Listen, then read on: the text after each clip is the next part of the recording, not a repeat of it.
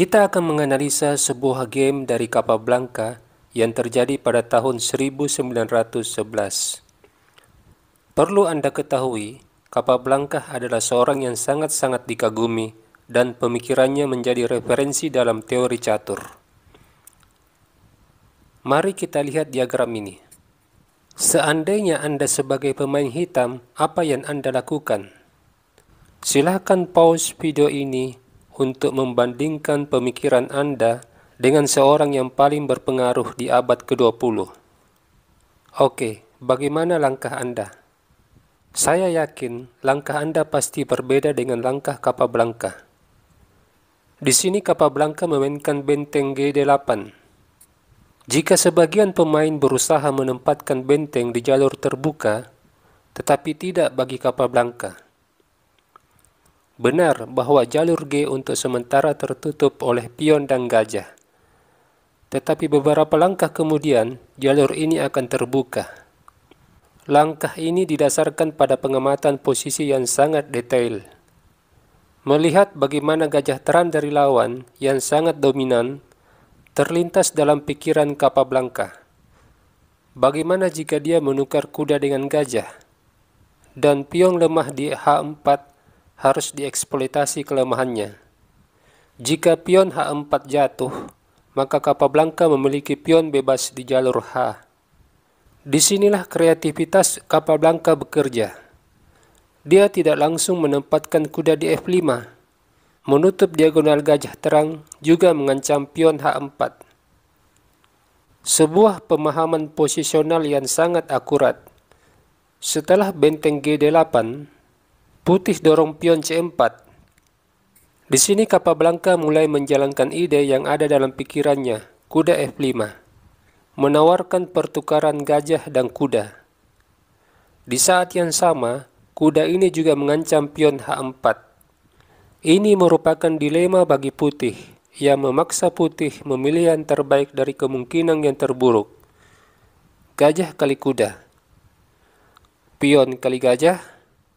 Putih berharap dengan kerusakan struktur pion, dia bisa mengambil keuntungan maksimal. Dia membawa bentengnya ke jalur G. Lantas apa yang dilakukan oleh Capablanca?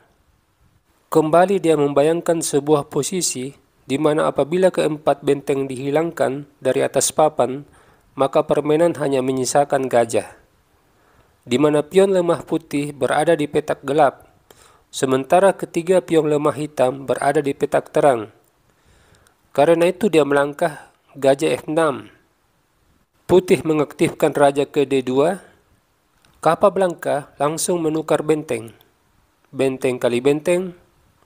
Di posisi ini, Capablanca menunjukkan bahwa catur adalah permainan orang yang sabar. Dengan benteng H8. Capablanca tidak terburu-buru memakan pion. Langkah yang bisa memupus harapan Anda untuk menang, sebab benteng mengancam gajah, juga pion di belakangnya. Capablanca adalah seorang yang sangat memperhatikan detail dari posisi bangunan. Dia tidak ingin usaha dan pikirannya hancur gara-gara satu langkah yang tidak diperhitungkan. Dan jika di posisi ini putih benteng H1, maka benteng G8. Dalam sepak bola ini disebut tiki-taka, sebuah taktik yang dipopulerkan oleh Barcelona. Keberadaan benteng G8 sangat aktif dan bisa menduduki petak strategis di jalur G. Tetapi pemain putih tidak menjaga pion H.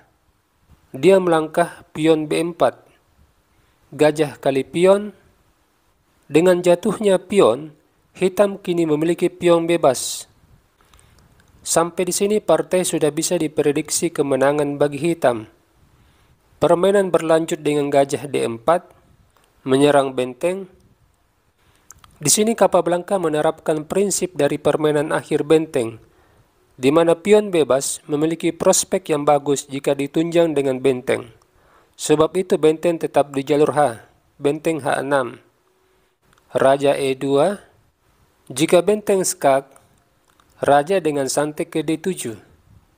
Dan perlu diingat, hitam memiliki pion bebas di jalur H, yang tinggal 4 langkah menuju petak promosi.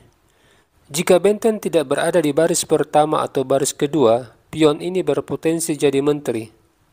Karena itu, sesudah putih melangkah Raja E2, Gajah E7 membuka jalan bagi pion bebas.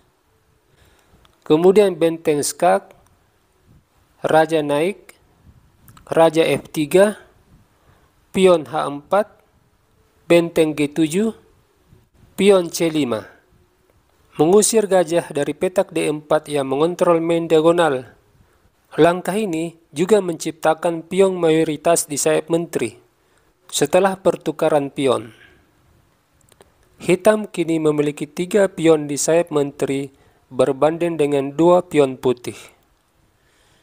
Gajah E3, pion H3, membuat putih terpaksa mengembalikan bentengnya.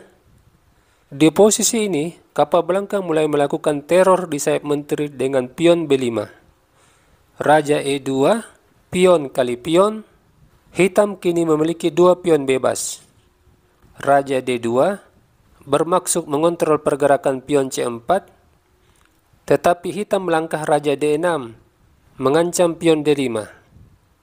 Putih masih lanjut dengan Raja C3, Raja kali pion F3, mencegah raja menempati petak E4, lalu Gajah F6, skak, Raja C2, dan langkah yang mengakhiri perlawanan putih, Gajah D4.